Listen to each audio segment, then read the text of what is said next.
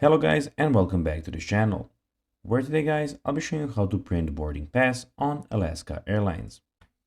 Now guys, the first thing that you of course need to do is go to the Alaska Airlines official website, which is alaskaair.com, and you'll be greeted with the website like this.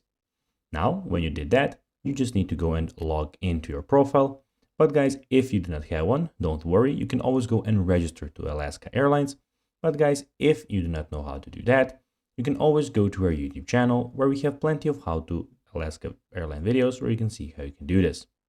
Now guys, that we got that out of the way, let's see what we actually have in front of us here.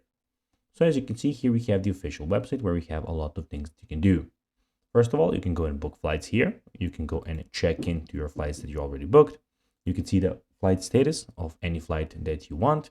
And you can manage your trip by going here and putting your passenger last name and the confirmation code from your e-ticket. Also, in the top side, you can go and also book, manage, and check-in.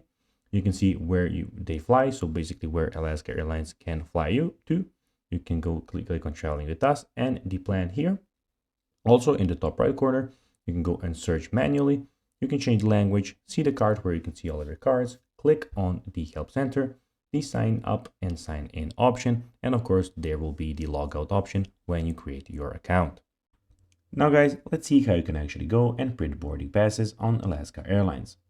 Where their lobby kiosk is no longer print boarding passes, to access your boarding pass you'll need to check in through the Alaska Airline mobile app. If you're unable to access the boarding pass before you arrive, you can see an agent in to get printed version. So guys, that would be everything for this video. I hope that you found this video informative. And of course guys, if you did, don't forget to like this video, share it, subscribe to the channel, and put the notifications on. And guys, as always, I'll be seeing you in the next video. Bye guys.